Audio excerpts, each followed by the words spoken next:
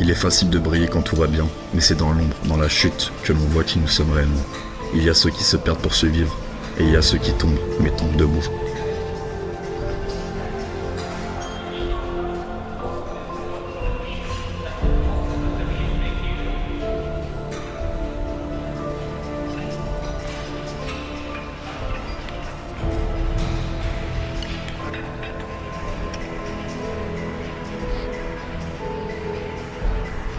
La vie ne donne rien.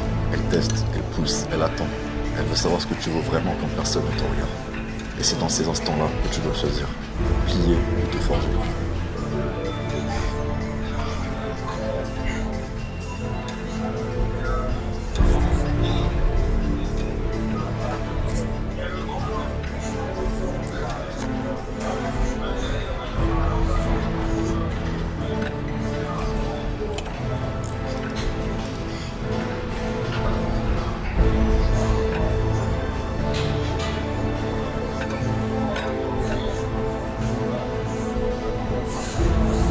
L'intégrité n'est pas une image.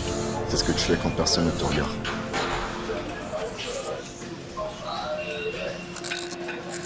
Quand tu pourrais mentir, fuir, ou même tricher. Et que tu choisis quand même de rester droit. Pas pour les autres, mais pour toi. Parce que tu refuses de te trahir. Le vrai combat, ce n'est pas devant les autres. C'est dans le silence, quand personne ne te voit. Quand tu n'as plus rien à prouver, sauf à toi-même. C'est là que tu choisis, tricher ou tenir bon. C'est là que naît l'intégrité. Chaque chute, chaque mur, chaque silence que la vie m'a imposé, je les ai regardés en face. Et même quand mes jambes tremblaient, même quand mon cœur butait, j'ai choisi de ne pas tourner le dos. Parce que fuir, c'est facile. Mais rester, affronter, avancer malgré tout. Et je viens de changer de rock. On est vraiment dans la phase, dans le tour de la prépa. Tout est millimétré. On va changer de programme d'entraînement également. En regardant la séance de jambes, j'ai dit à mon coach, Axel, la séance de jambes n'est pas très riche en volume, je trouve. Il m'a dit, attends de la faire. Déjà, je t'ai retiré des choses parce qu'elle elle est vraiment, et là, il a raison. Axel, si tu passes par là, je déteste. Tu me fais mal, mais bon, c'est pour la bonne cause.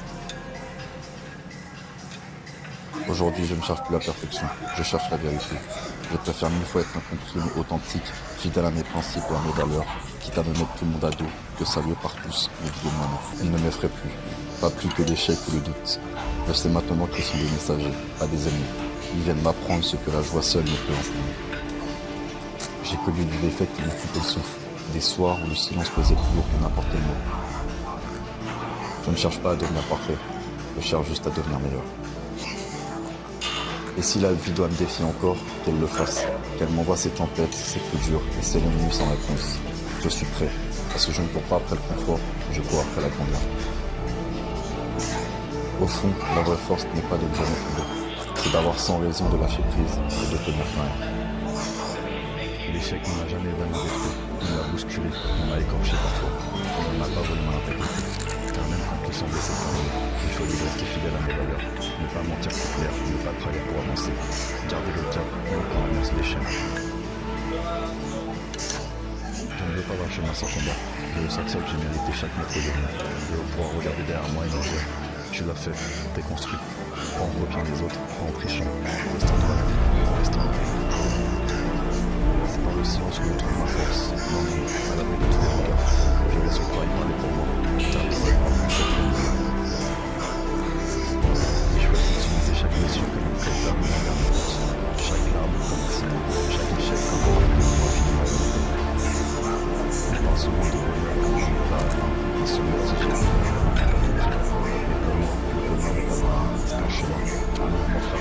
effectivement pire que ce que je pensais.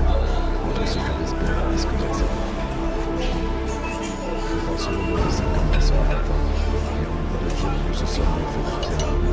Et que chaque effort de l'état pour faire qu'il faut influencer. Je pense souvent que tout cette terre, c'est là que j'en fais la patience, donc la vérité. Ce n'est pas la chute de fille, c'est ce que tu choisis de faire une fois au sol.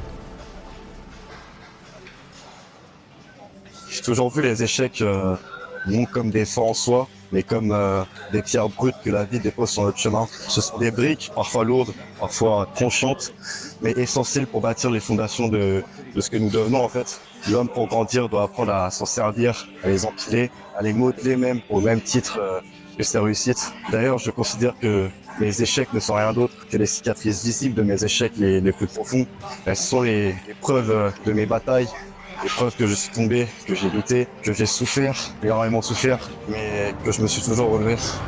Et c'est peut-être cela le vrai charme d'une vie, accepter l'instant présent comme il se présente, comme il est, sans le fuir.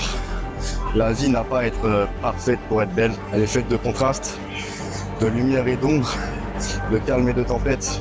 Et c'est dans cette dualité que réside toute sa richesse finalement. Cueillir une rose, c'est aussi accepter ses épines. La beauté n'existe pas sans un peu de douleur, sans un peu de risque. Dans cette pleine conscience que chaque chose a sa place, que l'on touche à la véritable profondeur de son existence.